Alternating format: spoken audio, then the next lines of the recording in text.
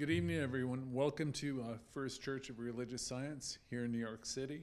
I want to say a special welcome to all of you on Zoom and the people here.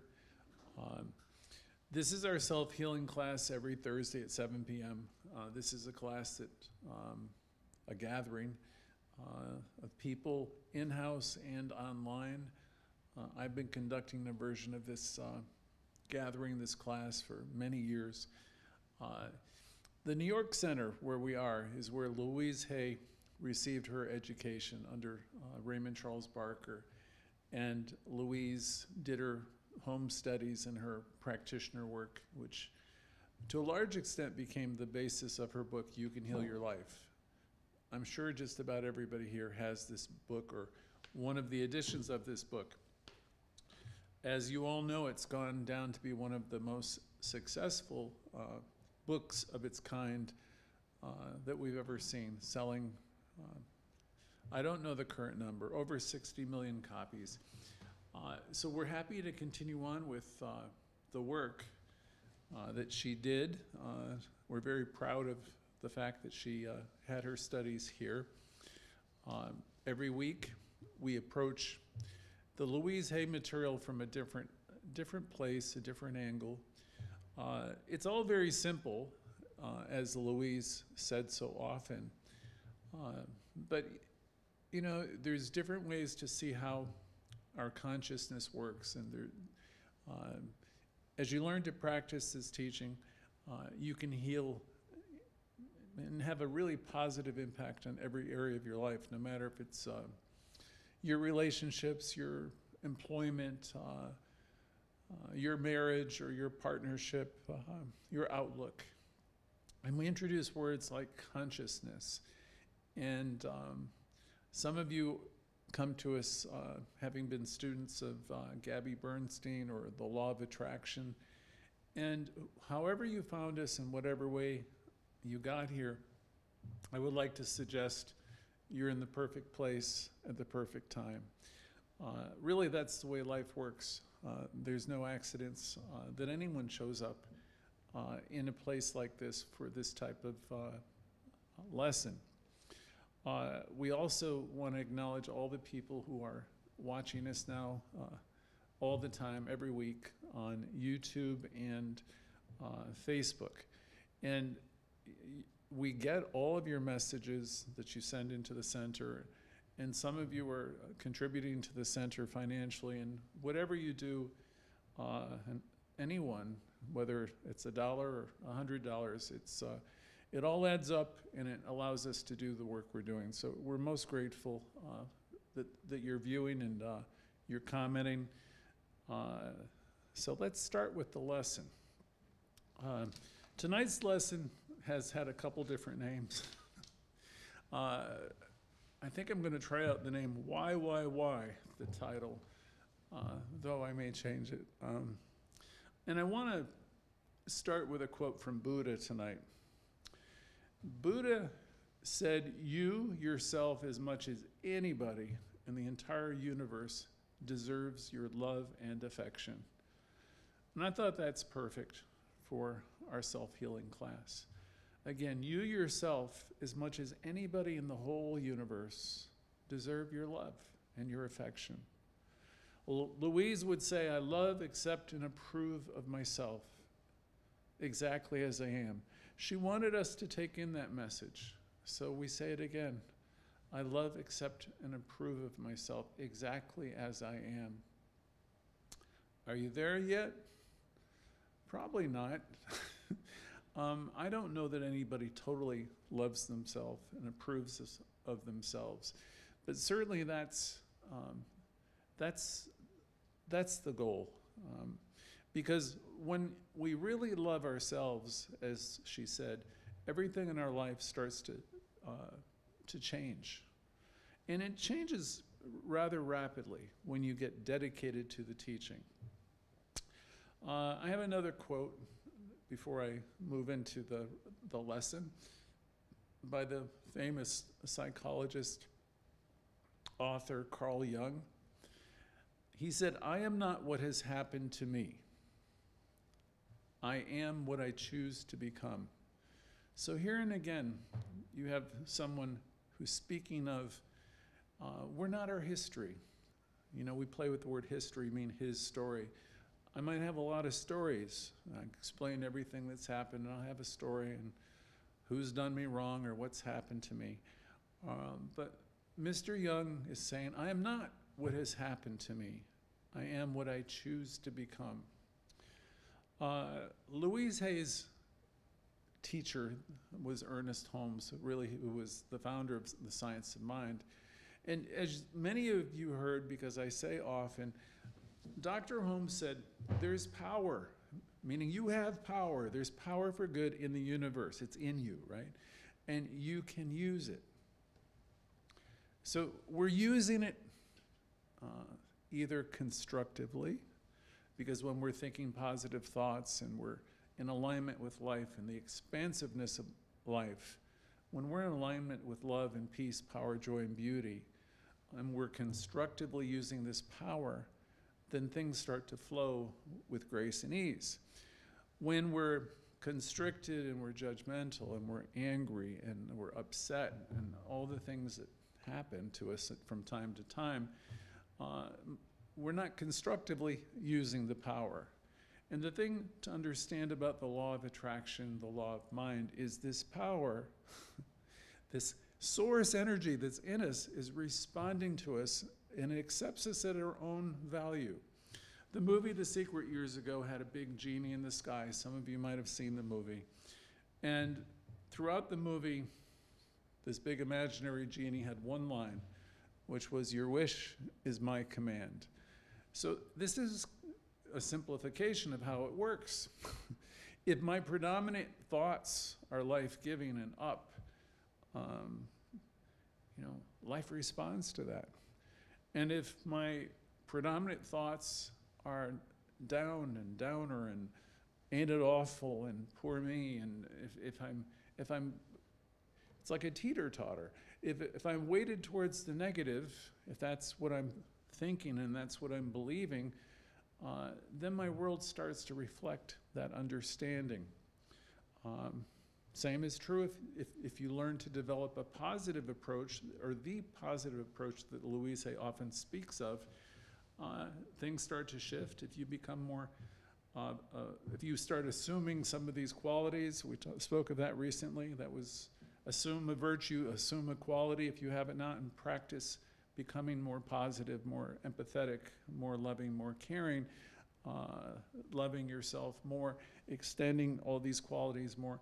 The more you practice those qualities and embody those qualities, life responds to it. So that's a simplification of an explanation for you of how the law works, the law of attraction. It's also referred to by the law of mind or the law of correspondence. And to answer the first question, which I opened with which was why? The answer is it's because it's all about consciousness. Things happen to us because of consciousness. Here's another question for you. Why do you suppose good, well-intentioned people do things and act in ways that hurt themselves and others? Most people aren't intentionally trying to blow up their lives or self-destruct. Why do good, well-intentioned people do things and act in ways that hurt themselves and others? The short answer is always consciousness. People are where they are by virtue of their consciousness.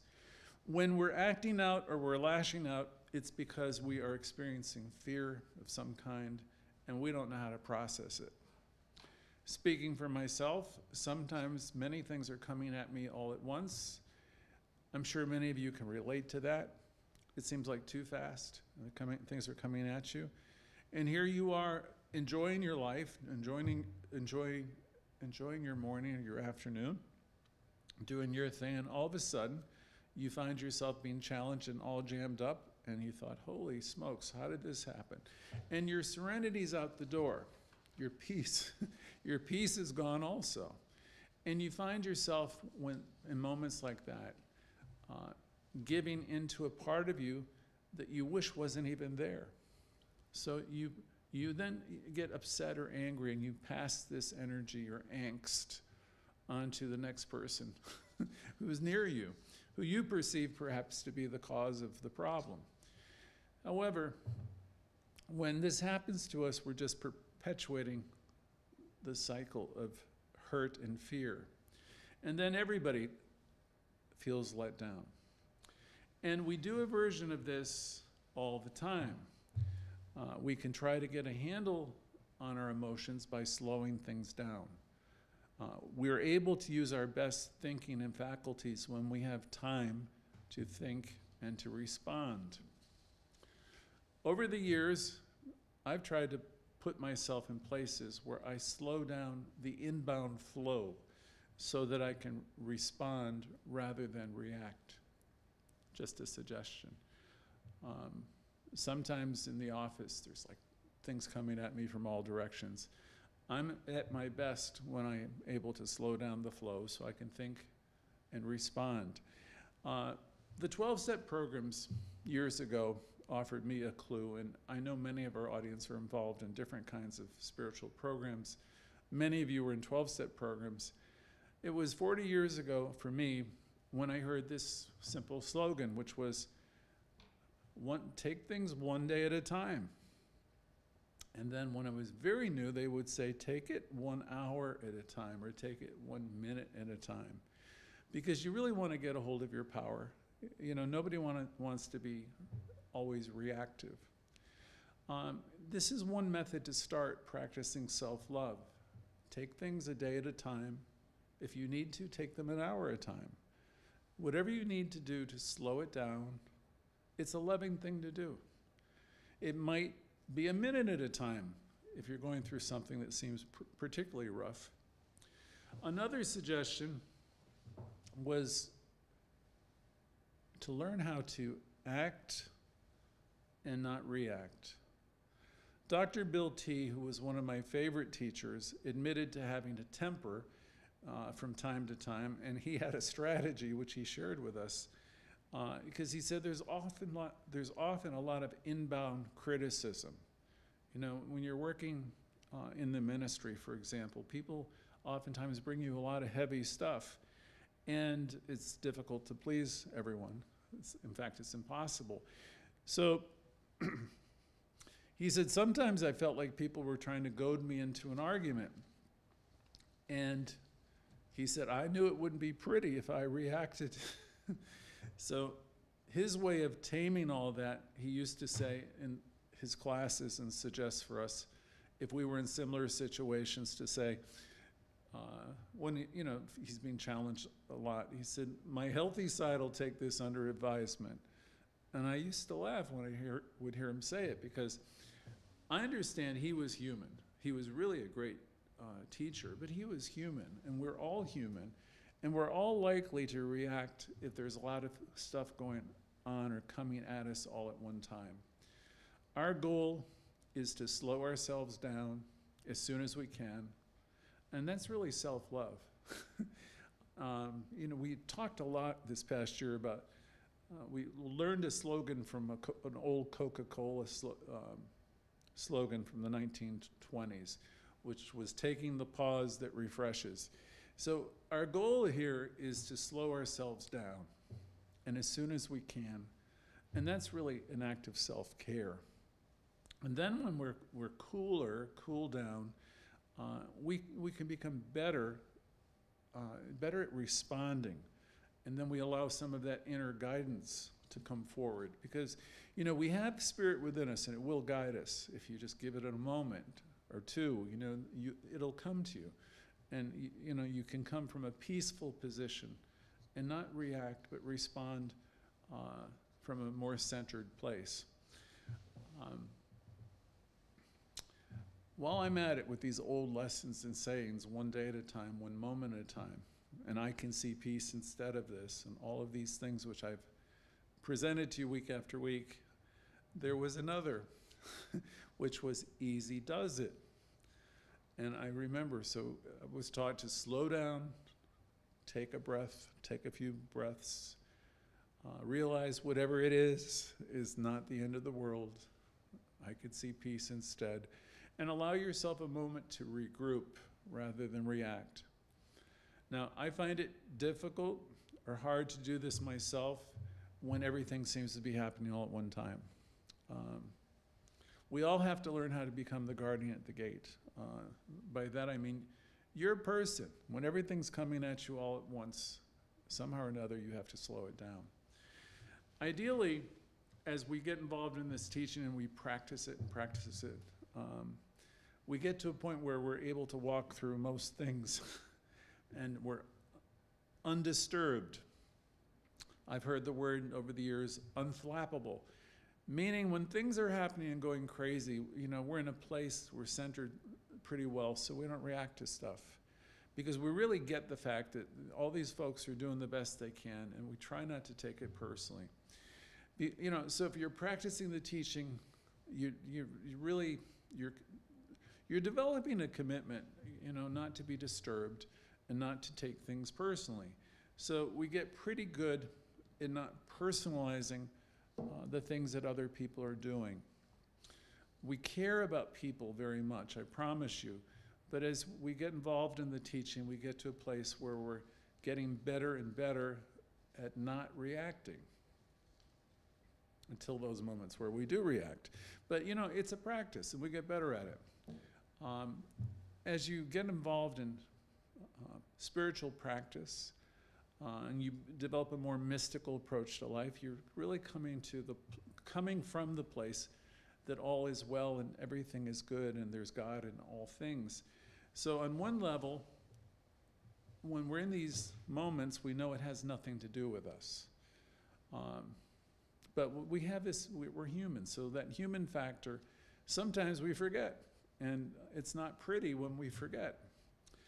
I've heard many of you share over the years how disappointed you are with yourself when you lose it, when you lose your cool. And I can relate. I think we all can relate to that. I'm very disappointed when it happens with me. What I can offer only is another old idea. You've heard it all your life. To err is human, to forgive, divine. So we're human, and we're in this school. There was a book, used to be called Life 101. We're in this schoolhouse where we're learning to become more. We're learning who we are. We're learning how to express this God self. We have this inner divinity. We're individualizations of this one great spirit. And we don't like it when we goof, when we make mistakes. We feel disappointed. We sometimes feel deflated. But as we say here, and as you would learn in any self-healing class, we would say, give yourself a break. You're learning. You're not here, you don't come in perfect in this sense. You came here to learn. And you're making some courageous moves. Everybody here, you've come a long way. Remember that commercial? You've come a long way, and you have, right? You're stepping into this teaching, which really increasingly is teaching about self-responsibility. We're telling you that, if you're wanting to be saved and you're wanting to, you're looking to really greatly improve your life. I remember Louise Hay, when there was a young man with AIDS who was saying he wants to heal and he wants to get better. I remember Louise holding up a mirror to this young man and said, look into, she's suggesting look for him to look into his own eyes, and she says, look into the eyes of the only person that can do this, which would be healing himself. So you're learning to love yourself, and you're learning to think differently, and you're learning to make courageous moves, and you're stepping into a teaching which really talks about transformation and self-healing. So we embrace all this. We understand that we are caused to our own experience. And once we understand that we're caused to our own experience, we know it's futile to be talking about other people. It's really a waste of time. When Jesus was alive, he said to his mother, I need to be about my Father's business. And really that line, that remark is so wonderful because, you know, he was saying, you know, this isn't my business. You know, my business is to lift my thoughts to a higher place, a place of love and light. And that's your Father's business, that's Spirit's business, and that's what we're here to do. So when things go awry, and they will because you are what? You're a human being you're a spiritual being having a human experience. We want to suggest, or I want to suggest, slow things down a little bit, take a pause, so that you don't continue to react to the curved balls that maybe seem coming your way. If you find that you're very new and you're reacting to everything all the time, I'm just going to say, you know, it's not to make anyone feel bad, but you're working against yourself. So you want to find a way to stop that, or become the guardian at the gate of your own conversation and learn to say stop, or release the need to do this. And if you're reacting a lot, you're unintentionally creating a fearful environment for yourself, for your family, for your employer, or your loved ones. Instead of, you could be spreading the love that you desire. And if you're reacting a lot, you're spreading fear and pain. And none of us really want to do that. So it's a habit. We want to break that habit. So my suggestions today are taking the time outs. 5 minutes here, 5 minutes there, go to the bathroom. It was suggested go in and take a pause. Just step outside, take some breaths. Do whatever you need to center yourself and tell yourself all is well. There's always time to do an affirmative prayer. Centering yourself or doing any of these things are really important. Most start their journey home, or what we call the journey towards self-realization. You know, you come out of a world where everybody's reacting to everything, and you start your journey and you realize, I have to stop this, because the world out there is all action and reaction. Jimmy here is filming today, and he would always say, it's action and reaction, action and reaction. I've heard him talk about it many times, and I understand what he's talking about. That's the way of the world, the outer world. The greater part of humanity doesn't know that they can actually stop that, or they can stop it to a large extent. Most people in this group, in this self-healing group, who are interested in leveling up and living in a different way,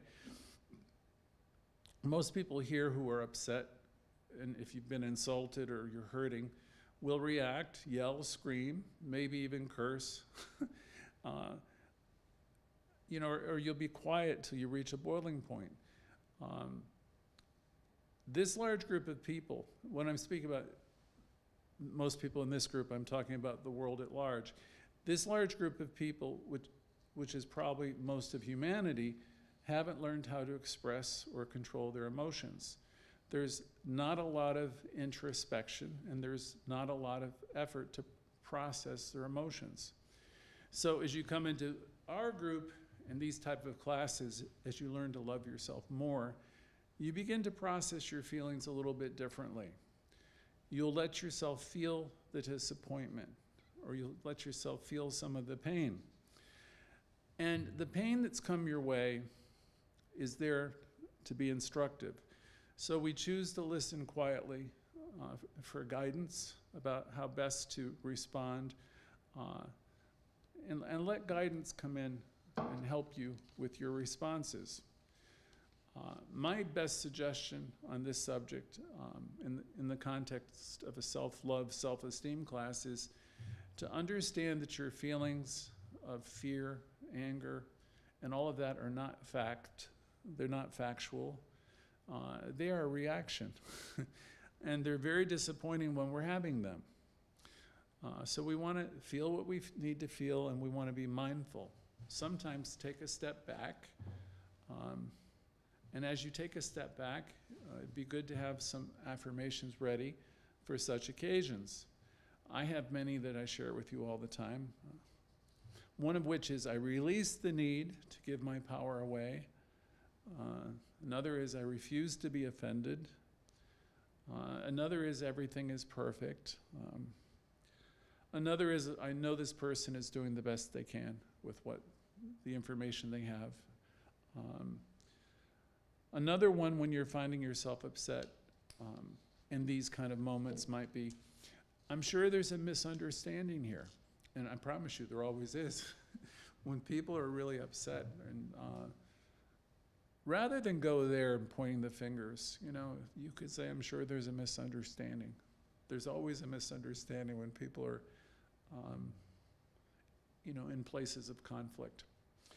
I found in my life, whenever I'm losing it, or losing my cool, losing my peace, or something like, something seems like it's an attack, that there's always a misunderstanding, because these are people that I love or who love me. So it happens. We all have these moments. I had one not long ago. It was very disappointing. You know, there's a misunderstanding. Things were moving fast. Can you relate to that? And in these moments, people express things that they don't really mean. And we totally forget that there's nothing to fear and that all is well. We may each be individualizations of God or Source. Not only we may be, we are individualizations of this God energy. But we are not the totality of it, right? We're individualizations of it. And we have these moments, unfortunately, where we forget, where we've made a mistake and we're feeling some upset, some pain. And when we're there, there's always something there for us. Some people will call it a gift. I can promise you it doesn't always feel like a gift at the time, but in the ultimate sense, it's a gift, because these moments can teach us a great deal. From these moments, we may decide to be more determined to practice the teaching. We might really get focused. We might say, I'm going to take the pause. I'm going to practice this more often. I'm going to deliberately practice prayer, you know, every half hour on the half hour. I'm going to, you know, I'm just going to make a much greater effort. And I'm going to take a pause, and I'm going to allow guidance, because I know guidance will help me act more intelligently and more purposefully. And, you know, with these intentions and these actions, we're going to be reacting less. And so we practice the presence more deeply, more often. And, you know, the outcome sometimes of tough moments is we develop a greater resolve going forward. And so that's good. The thing to remember for us as people is you're evolving, you've grown so much already.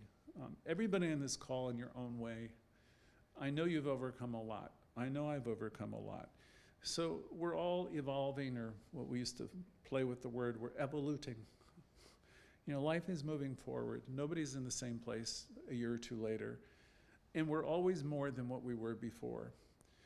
And hard though it is to believe sometimes when we're going through tough times, everything is always happening for us. Even the painful situations that just really seem to get to you. These situations are bringing you opportunities to find truth, to find your power, and to access the love that's within and the guidance that's there.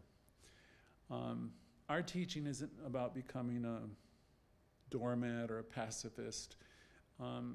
We know that anybody can react. Everybody reacts in the world.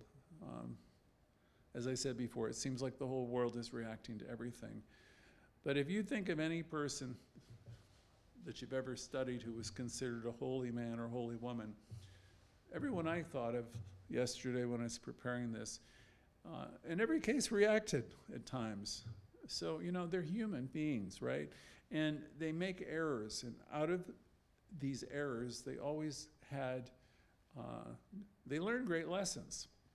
Sometimes it's from it you receive guidance that you never had before. Maybe it's about setting a few boundaries with our loved ones that will allow us to keep conscious connection with the source that's within. Because we're here ultimately to be about our Father's business and to have that awareness that we're one with the One. So there's no need for me or anybody to be focused about what another person is doing or demonizing them, or focused on what's wrong. Or that's going it's really going in the wrong direction. What we're working on here is realizing that we're living in a perfect world and that we're evolving perfectly, and so is everybody else.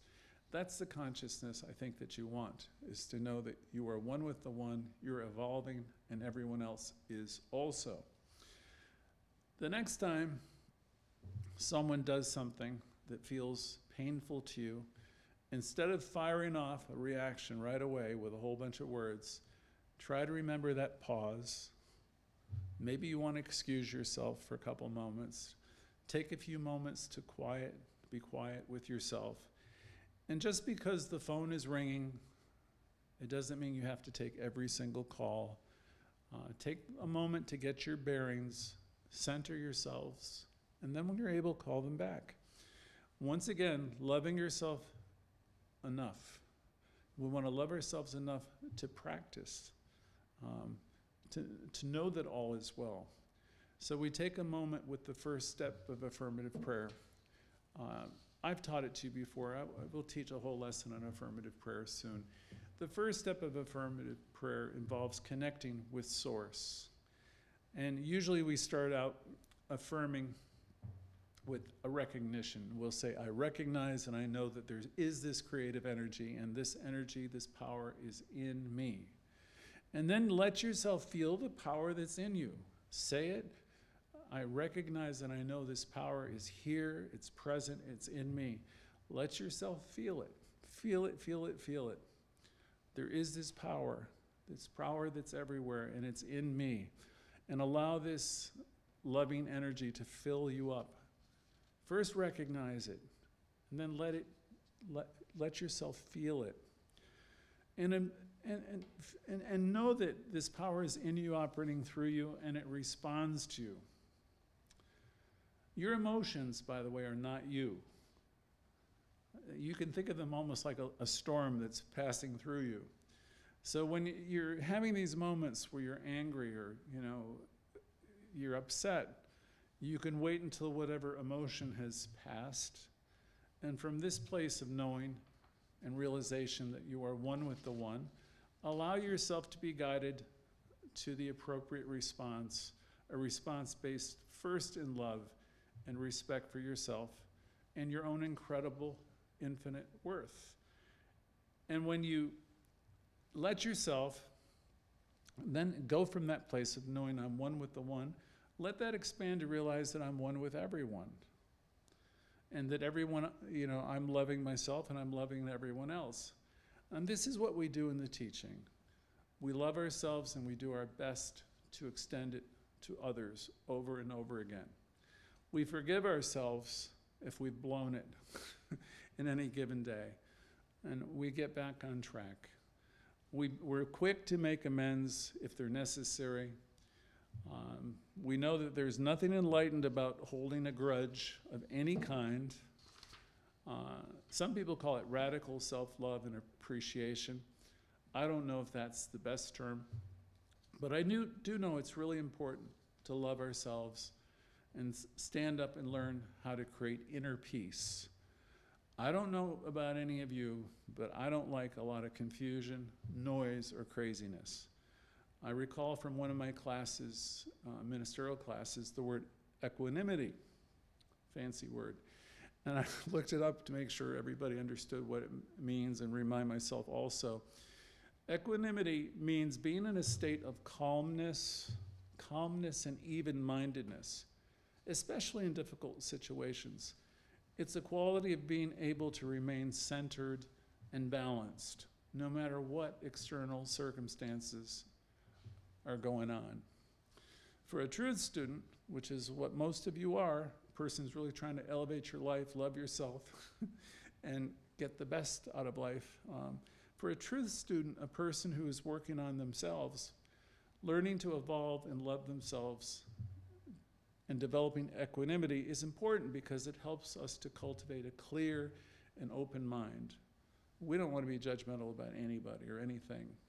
And that's really essential for spiritual growth and transformation.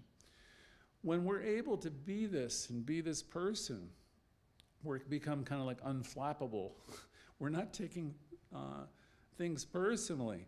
We're less likely to be swept away by our emotions and reactions, and we can see situations more clearly and respond more skillfully.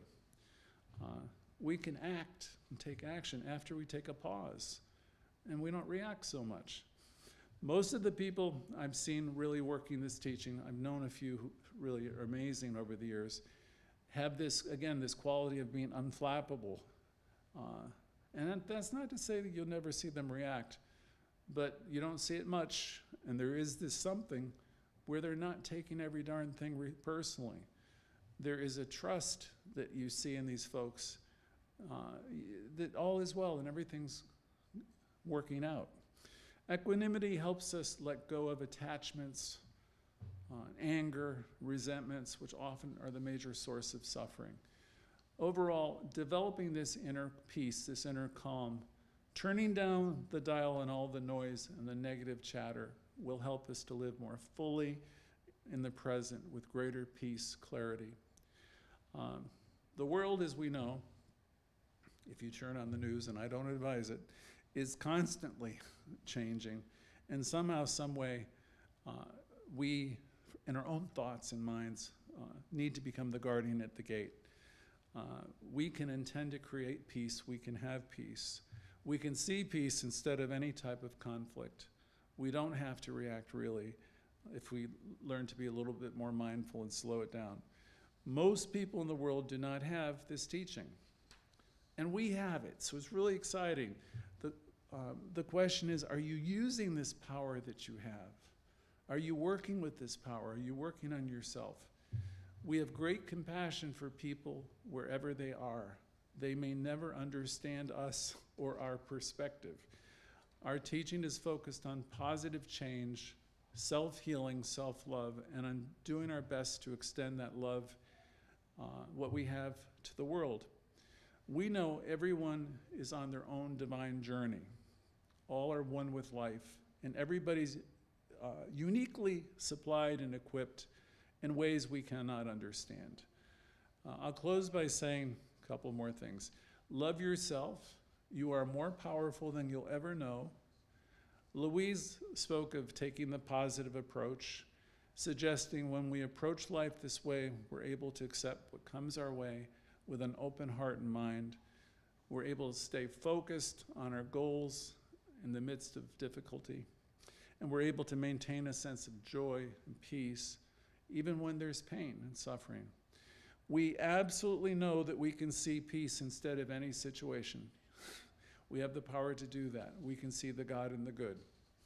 So as we begin our journey, or continue our journey on self-healing and self-discovery, let us remember the value of affirmative living. Let's cultivate within ourselves this quality so we can navigate the challenges of life with grace and ease. I'll close. There's two quotes. This was from Oprah. We'll use hers. The more you praise and celebrate your life, the more there is in life to praise and celebrate.